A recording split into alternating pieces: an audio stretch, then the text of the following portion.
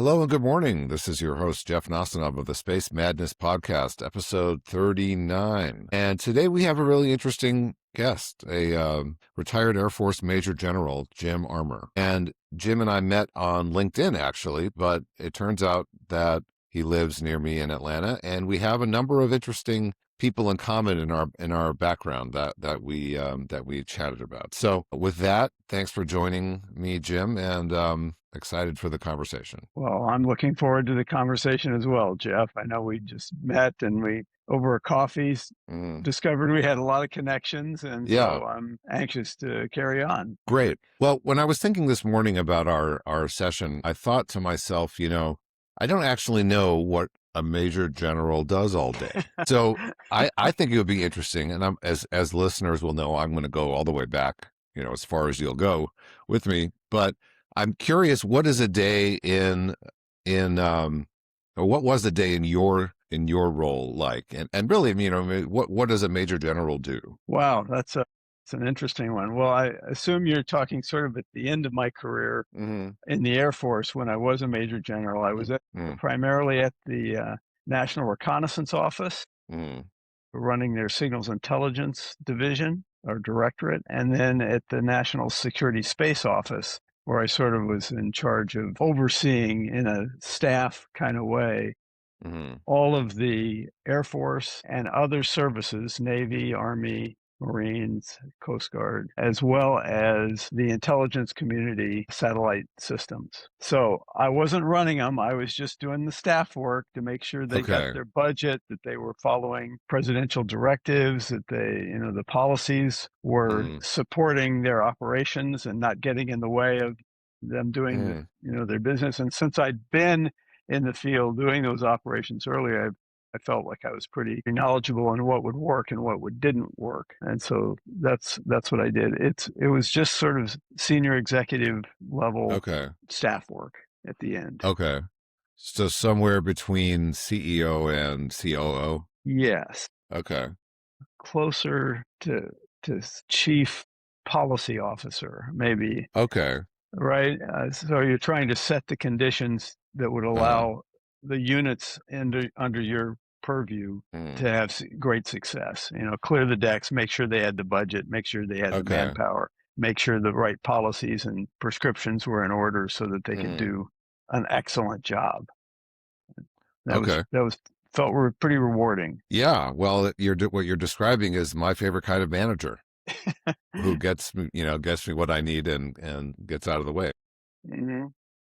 And the kind of manager I try to be. So I know we started with your last military role, but I think I'd be remiss if I didn't give you the chance to talk about your commercial work since then. So maybe before we go all the way back, you could tell us a little bit about that. And particularly curious, the journey from military to commercial and how that informed your thinking. So, when I retired from the Air Force, I wasn't all that old. That was in 2007. How old was I? 57.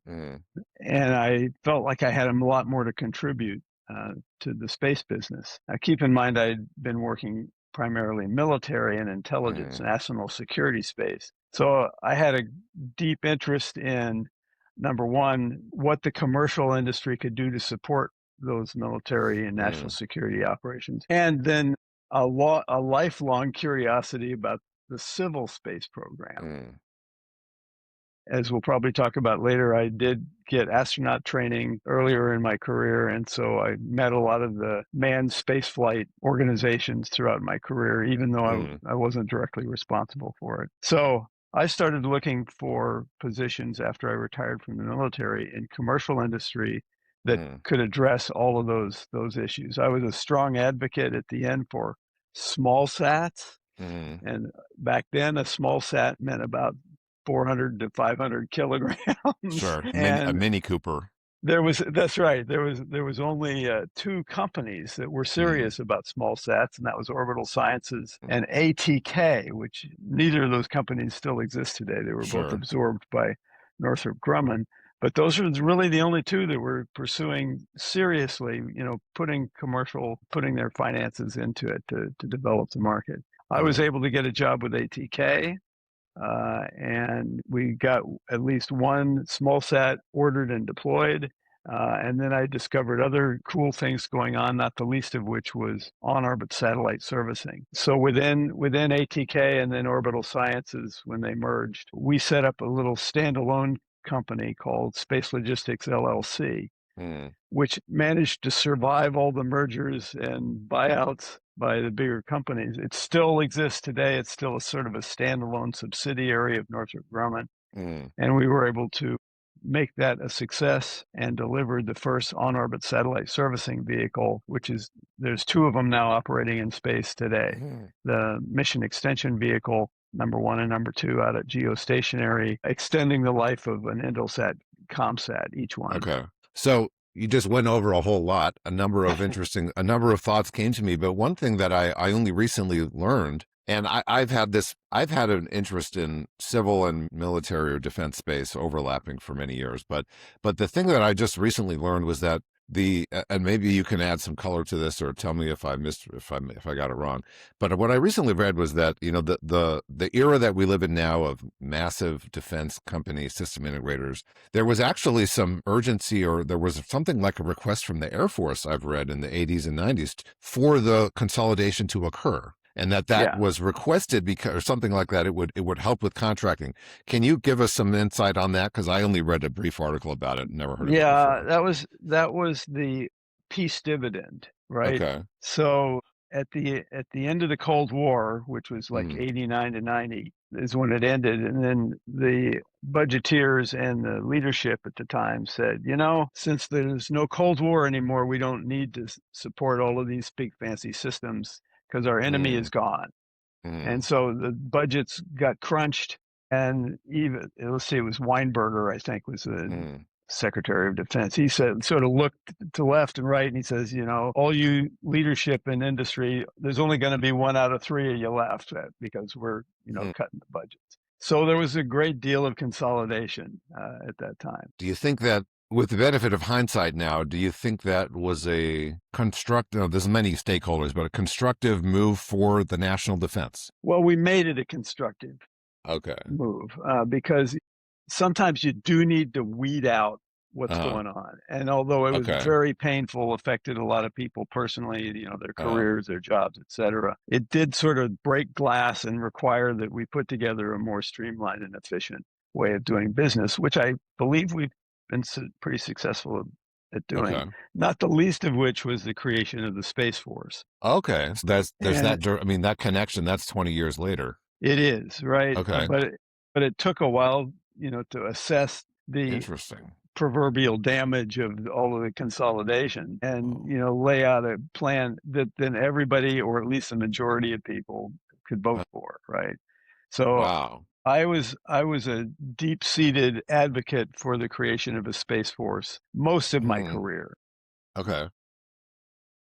Helped my promotion sometimes and hurt my promotion sometimes, but the Air Force was very open to discussing new ways of doing business, etc., using commercial approaches, sharing systems or subsystems with the civil space community to gain more efficiency. I'll stop there. Well, again, many more questions come to mind. But speaking of sharing, and the civil defense overlap, I recall a sort of series of thoughts over about 10 years where, when I first got to NASA, I was introduced to the incredible sensor type technology that's developed and the ongoing development efforts to do the next thing, the next level of limits of detection or what have you. Eventually I got to thinking, as I understood the budget, as I came to understand the budgets of NASA versus the DoD and so on, I thought, someone must have invented this already, but they can't give it to us here. And many years later, that was basically confirmed to me, and it kind of, it brought into my perspective about, the way we as our society and government invest in technologies, protect technology, and so on. I wonder if you have any thoughts on that, because that was a big moment for me when I realized the kind of shadow that NASA was operating in, really. Well, I'm not sure exactly how to answer your question. Yes, in the national security domain, we did a lot of development of exquisite sensors. Yeah. They didn't always necessarily look for the same information, I'll say, that civil space we're after. Yeah. But clearly, if you look at the Hubble Space Telescope and just aim it at Earth instead of out in space, you sort of get the idea. Um, uh, and so eventually that technology escapes the national security domain through commercial contracts or through, at the time, larger contracts with NASA or NOAA or some of the, I see. National Space Foundation, DARPA, other, Yeah.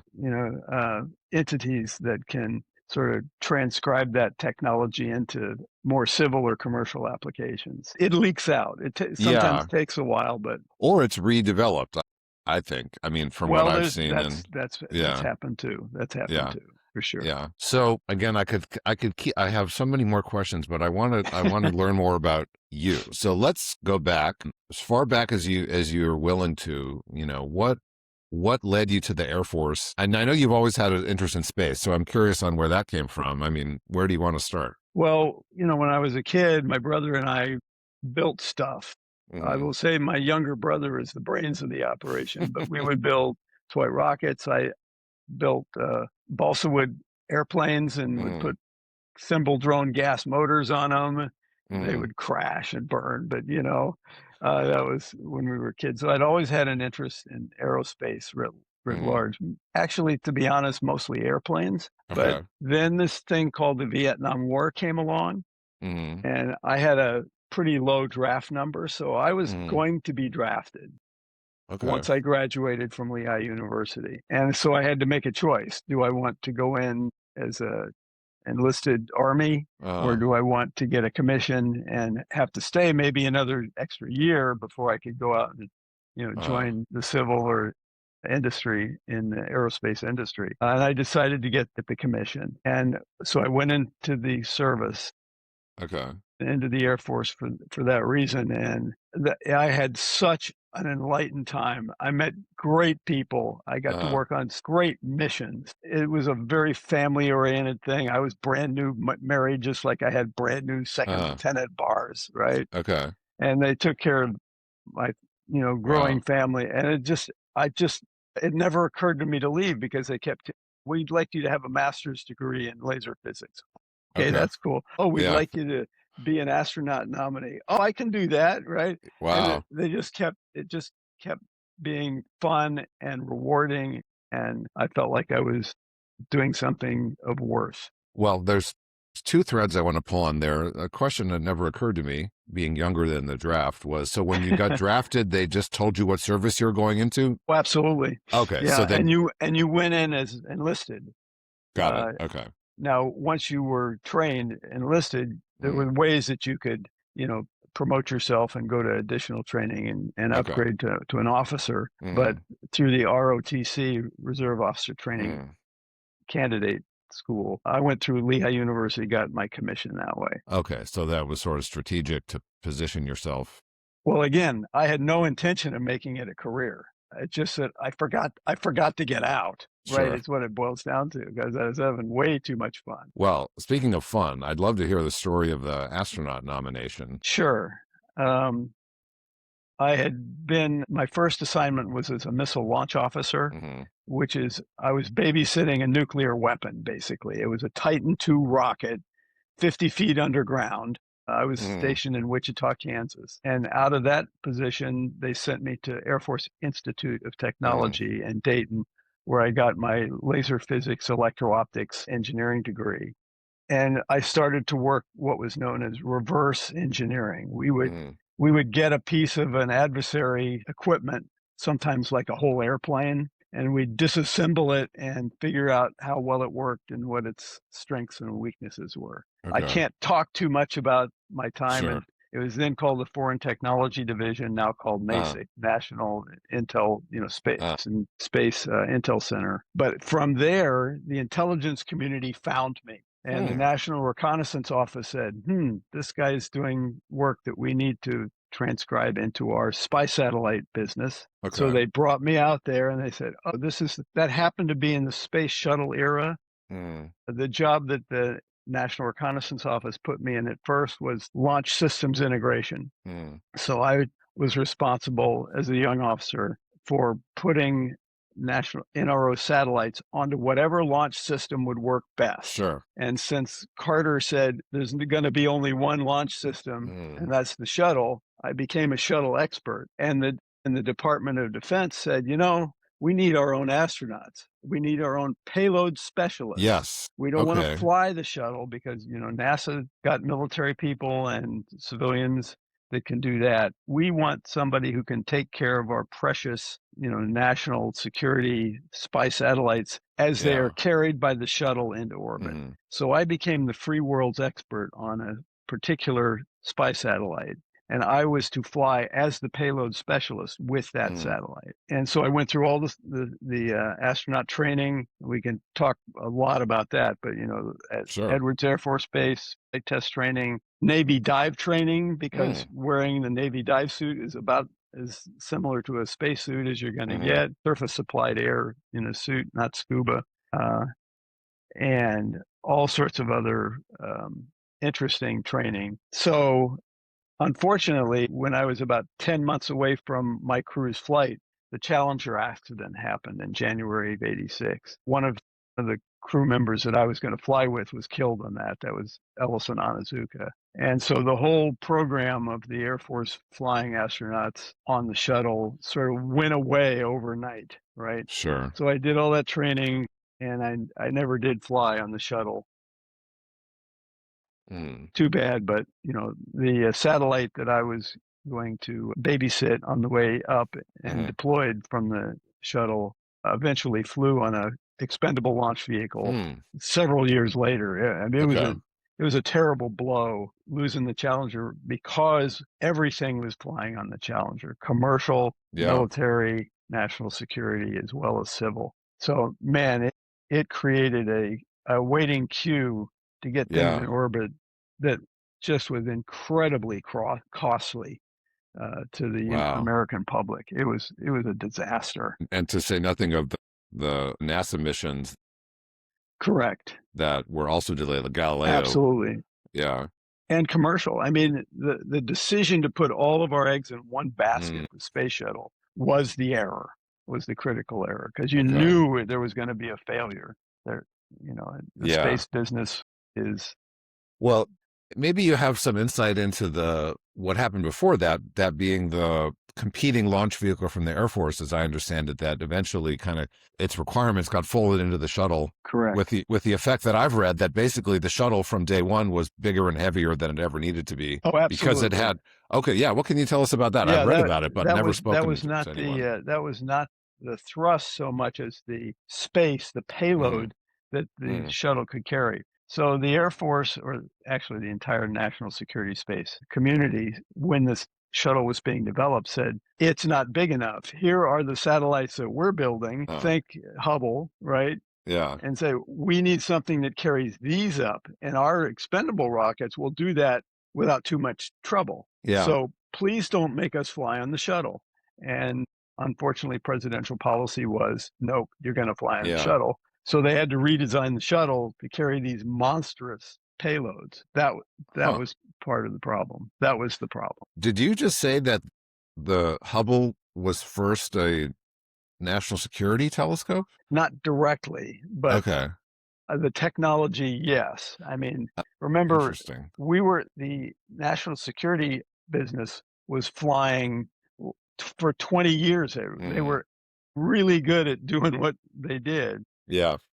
Whether it was for missile warning or communications or GPS or any of those, the Air Force and the NRO were really good at space. And to be forced on to the shuttle where the payload wasn't the important aspect, the crew, you had to, and you can't kill the crew. That's bad. Naughty. Don't do that. And the payload suddenly took second fiddle. And that was completely opposite the policies and procedures that the military was taking. So from the NASA side, that seems like a rare, when NASA and DoD compete, usually NASA loses, in my time at least. So that seems like an unusual situation where NASA got the win in that it got the big job, right? I mean, that's so alien to my experience. Right. That's so alien to my experience with NASA. It's hard to imagine. Yes. Well, yeah, they got the launch system. They got the Yeah. shuttle.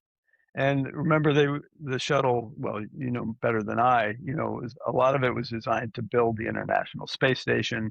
They Mm, had hoped that it would also do commercial mm, business, commercial satellites, and it did. It did some, some of the smaller mm, communication satellites, some even with upper stages that would take them up to, to GEO. mm. But that was, I mean, the cost of launching one shuttle could nowhere close profitable to Oh, yeah. any of the commercial companies. Yeah. One of the other compromises I've read about in the history of the shuttle was that, and again, I don't mean this episode to be criticizing the space shuttle, certainly not, but it is instructive to evaluate the trade-offs. One of the things I've read is that the shuttle could barely act, it could just barely get into orbit, that it was right at the edge of the Yep, envelope of all the trades. And so quite an interesting chapter in the history of human space exploration. Hello, this right. is my longtime viewers will recognize my assistant, Wednesday. Usually when I start talking, she hears me and comes, but lately she's probably watching my calendar and sees when a session is starting. So anyway, Well, so on a personal note, yeah. when they were planned to fly an Air Force payload Mm, specialist, mm. they would look they would weigh us because we were trying to squeeze every last ounce of Wow. performance Really? out of that. Now, a lot of that was also competition between astronauts. Like, okay, Okay. is it going to be a NASA astronaut? Why do we really need this Air Force payload specialist anyway? We can press all the buttons and do everything. Interesting. And so, I mean, if you read the right stuff, a lot of that was true. I mean, Hmm. there's fierce competition, what I would consider healthy competition Yeah. among the astronauts and the payload missions, et cetera. Well, I'll one stop there. sure. One thing that's occurred to me is that I would make a terrible astronaut because I'm 6'3". I need a certain amount of air, food, and water. And all other things being equal, in a world of 6 billion people, 7 billion people, there's probably a better person out there for the very limited resources. Well, yeah, when I went through training, it turns out I had the same body measurements as John Young. So when I would go to training stations, I would just get the John Young spacesuit, the John Young gloves, Okay. the John Young Wow. helmet and fittings, and all except for my right hand, the middle finger would jam in Huh. his glove. My hand was a different size. So after a couple hours in the neutral buoyancy tank in a Uh-huh. suit, Oh. my poor finger would be totally black and blue from What? bruising from being basically jammed the Yeah. whole time. I make it sound terrible. It looked terrible. It didn't hurt all that much, but it was Sure. quite annoying. Well, it seems almost minor, but these are the things that we have to manage in long-term future spaceflight. There's a line between medical and convenience, right? But Yes, but humans, we're soggy bags of meat. We gotta treat it like that in space. I'm reminded of something I recently read where basically it was either the shuttle spacesuits or maybe all of them that they're made in tops and bottoms basically, and if you don't fit some combination of off the rack, you're out. that's correct. I'd probably be booted out on that basis also. Well, they have more problem with small framed people, women in Oh, particular. because there's less room for all the hardware in the suit. Well, no, it's just fitting. I mean, if Oh, I you have see. the wrong length torso or legs or Uh, arms, then you get jammed up in the suit and it's exhausting. I will tell you, we were using Apollo suits wow, for that's our training, and so I had John Young written on my chest. wow. But those things, I think the new suits are much better. But Mhm, in those days, you were basically held in a semi-fetal position, right? Your arms are mhm, sort of like this, and your body was slightly curved. Your head would lean forward in a slightly fetal position. Any movement, let's say you wanted to hold a screwdriver, mhm. you had to squeeze your fingers around the screwdriver and hold it against Yeah. pressure that's trying to open your hand or move your arm back into the fetal position if you had it extended. Mhm, And so it was exhausting to do almost anything in those mm. suits because you were constantly pushing against something that was trying to hold you in a non functional position. It So was exhausting. I've read that even working on the outside of the space station with a screwdriver or even an electric screwdriver is exhausting because even just holding the trigger or the button down. That's exactly right. That's the way So I felt anyway, and all the work we were doing. so when you're in the neutral buoyancy tank, so you're not just in that, you're also swimming against resistance, right? Or are you not really freely floating because that's No, we're minimized? freely floating. At first, when you first get in, I have some videos of them doing that Cool. to me. They first get in, the safety divers, of which Mm, there are, half a dozen to a dozen. They will mm. flip you upside down, hold you this way, then that way, and then just let go and see how you float. And if you sort of raising up by the head, they'll put more weights on the Interesting. on the head side, or if your feet are dragging, they'll put Uh, more buoyancy, little uh, floats wow. Like to make balancing a sure, tire. like balancing a tire. And so that would take, several minutes, sometimes up to a half an hour to get the neutral buoyancy right. So Yeah. other than that, Wow. that spring-loaded spacesuit back to the fetal position, you were Mm, pretty neutrally buoyant. The divers hmm. usually did a pretty good job. I saw that tank once in Houston, or at least the one in Mhm. Houston, through the glass, of course, but it had the whole ISS mock-up in it. That was pretty cool. It One of was my cool. goals from last year that I did not meet was getting the scuba certification. Maybe this year. Well, It probably, I sort of enjoyed it at the time. I'm yeah. sort of outgrown that, but you should do Mm, that when you're still younger. I want to, I yeah. never dove in the Johnson neutral Uh, buoyancy tank. There was one at Huntsville, and then there was a couple of commercial neutral buoyancy tanks, one in Los Angeles hmm, and one I can't remember where the other one was. But we had mock-ups of the things that we were going to do mm. in space as well. I did get to work on the ISS deployment a little Oh, bit, cool. just for practice, and they wanted Hmm, some of our opinions. Some of the hmm. contractors wanted our opinions on, ease and operational sequence and writing the checklist for deploying or putting ISS components together. So So that was before Challenger even? Wow. Okay. So that was even before it was called Space Station Freedom, right? Or was that the Space Station Freedom era? I don't know if we called it anything. Okay. I see. I think it was the contractors knew they were going to be competing for Mm, components on the International Space okay. Station before they knew what the name of it was, and they wanted expert advice from potential government customers. Sure. And the manned spaceflight engineers like us, the Mm, payload specialists, we were sort of a free resource. We got would it. do it to get training, and they would do it to get feedback from, Sure. spacesuited operations. Anyway, So, so I want to get to your time in LA, which I believe was after that, your time at the LA well, facilities. But before we get well, there, my training as a payload specialist uh, was while I was assigned in Los Angeles. I was assigned in Los Angeles 3 times, okay, two major times, and this was one of them. So like 81 to 88 okay, or so, 80, 86. Yeah, was when the okay. Challenger accident happened. So that's when I went back to the Pentagon. I The see. the manned spaceflight engineer program went away at Mm. Challenger, so I went on with the rest of my career. So I want to get to that, but I wonder if you could validate a story I've read, Oh which no. is that about checklists, not that dramatic, at least, well, maybe it was at the time, but here's what I've read that in World War II, the bombers that basically they were having a hell of a time operating complex multi-crew bombers, and that it almost affected the ability to deliver the atomic bomb because they kept having crashes and failures due to the complexity of flying a bomber. And this is what I've read, that a mechanic said, hey, maybe we should write a checklist and do the same thing every time before a flight. And that was the formation or the origin of the modern pre-flight checklist. Have you ever heard the story, or am I mixing up something? No, I haven't. I haven't heard that Okay. story. I knew that test piloting Mm, back in the day in World War II was a dangerous, dangerous mm, job, but I okay. hadn't heard the story about that. That's where checklists came from. That's sort of a nice story, but Well, I can't that's confirm or deny. sure. Well, it will remain unproven then. I should look it up. But yeah, I have a big interest in the history of aviation and really all the way through where we are now. And in fact, one of my meetings later today, and hopefully a future podcast guest, is someone who's worked heavily on the integration of space launch and reentry with air traffic control. Yes. and the real integration of those into the same basic system instead of the distinct ones they've been.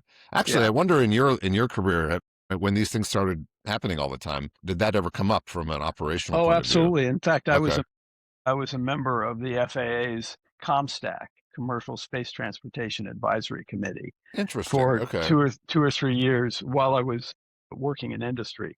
Hmm. And we came up with lots of issues that we wanted to solve, in a policy way, or help the FAA with their support their budget requests Hmm. Hmm. for systems that would reconcile launch and air traffic. Interesting. And we were I felt pretty good about the work we did. I think we made forward progress, not as much Hmm. as you want, obviously.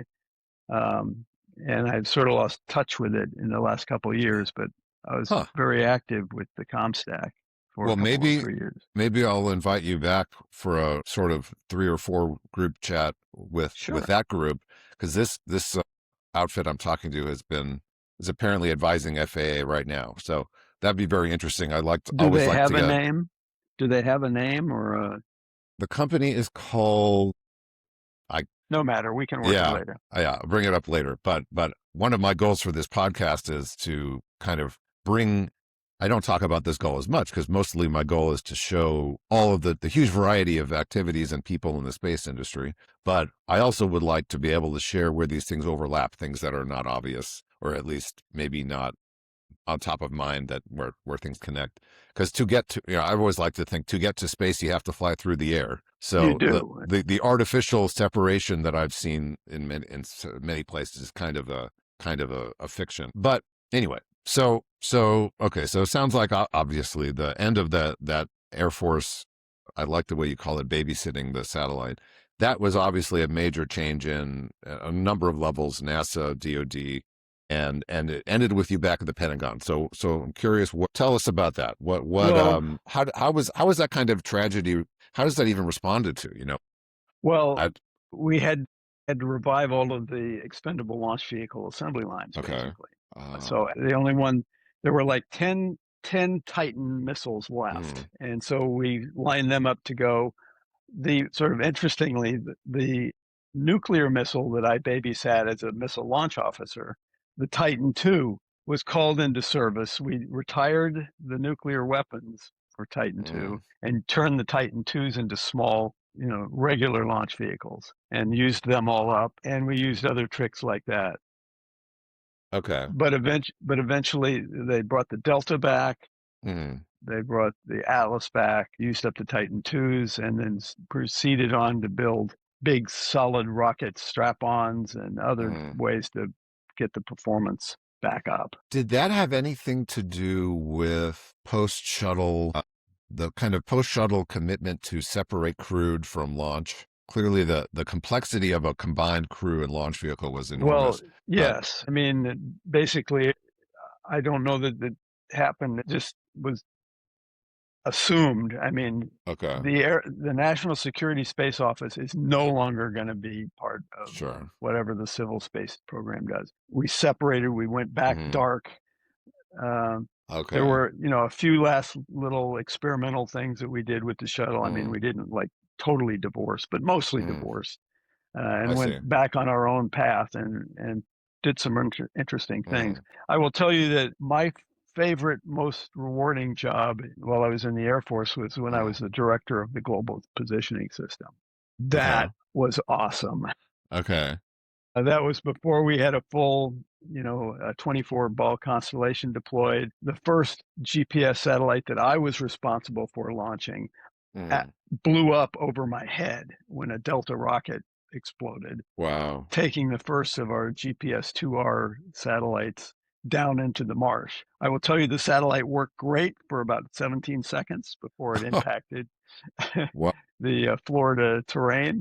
And then went on from there, as to wild success. I spent a lot of time internationally talking about that, Uh, working new signal structures. We started the new GPS-3 signal mm, structure. I worked with the Europeans as they were bringing Galileo online. mm, I was trying to get them to use the same signal structure that we would. Hmm. so that we would basically have 48 satellites instead of Hmm. 24. Unfortunately, presidential politics got in the way of that, as sometimes Yeah. it happened. But anyway, that was really a great mission, and Wow. I love doing that. So then this is probably well known now, but so you can probably confirm that the civilian GPS that I get is deliberately degraded, It is no right? longer. That Oh. was one of the things I fought for. It's called selective availability, and it Mm. was an intentional degradation. And back to our FAA friends, the FAA was actually using what's called a LAAS system, LAAS, and I forgot Mm. what the local augmentation system, to undo the intentional Oh, degradation at the airport. So we had one part of the government messing up the signal and another part unmessing it up for commercial sure. and FAA use. I thought that was pretty foolish, and I wanted them to turn off the selective Hmm. availability. At the time, uh, Galileo was just starting to talk about it, and Hmm. so I thought turning off selective availability would help. The Europeans not build a competing system, but one Sure. that we could collaborate with more. I mean, they were going to build their own for sovereignty reasons, no matter what we said. Right. The White House at the time was fussing at me like, "Don't you let the Europeans build a competing Oh, system?" I said, interesting. "Respectfully, sir, they are Yeah. going to do it anyway. We might Right. as well get them to use the same signal structure, and then we could be collaborative." So that So was, anyway, a lot yeah. of fun stories like that. That's just one of dozens. Well, that must have been into the 80s and 90s then, if it was the It Galileo was. era. Okay. Well, 96 to 99 Okay. was when I was the director, I see. Okay. and 90 was when I set up the new signal structure, when I Okay. had the opening conversations with the Europeans on their system. Is that around when the Space Force discussion started? Well, the Space Force discussions had been around since Billy Mitchell, but that was when they did started to grow. I had written a couple articles at the time, Interesting. and other people, were starting to talk about it because, Bernoulli world is different than the Kepler world. Hmm. And as a military guy, you have to know your medium, right? Yes. If you're gonna Oh, prevail in that, I love that. and right, That's like land versus ocean. it is, or undersea versus Yeah. surface. Ah, You want to build depth and expertise in the mhm. medium for which you will be held accountable securing. Sure. We were basically told, okay, secure the space domain for all legal use. That was my Hmm. general purpose guidance from, the Okay. president on down. And to do that, you needed specific systems Yeah. that having no offense, a pilot Sure. be in charge of was not going to help. Is not. There's Yeah. extraordinary people in every domain, obviously, and I'm exaggerating a little bit for Sure. effect here, but No, I think your point is clear that it's space versus air, period. Airspace, right. ocean, land, subsurface. Like for now, that's it. That's all the domains. Yeah, Well, and cyber. I want space professional general officers Yeah. running the space programs. I don't Right. want a fighter bomber Right. pilot running space programs. Not that he wouldn't do it or she wouldn't do a Sure. great job, but the inspiration, the spark, the building up a cadre of Yeah. people that are dedicated to that mission is important. Well, I think that so we're out, I'm out of time, unfortunately. I think we could keep going. I'm thinking it would be very interesting to do another session specifically on the complete history of why the Space Force and all of the machinations that must have happened. Because what I hear when I talk about it with people is just not disbelief, but just like mystified as why is that is necessary. And I think that's partially because of a less common understanding of space and military and all that. So maybe we could do that another time. I think that'd be very interesting. Well, I could contribute a little bit, but Okay. it wasn't formed until after I had gotten out of the service, and Okay. I had lost touch with Hmm. the Hmm. schools of thought there. I knew the Okay. individuals and still worked with them in the commercial world. Uh-huh. So it's not like I don't know what is going on, but I'm not the expert with the discussions with Congress Okay.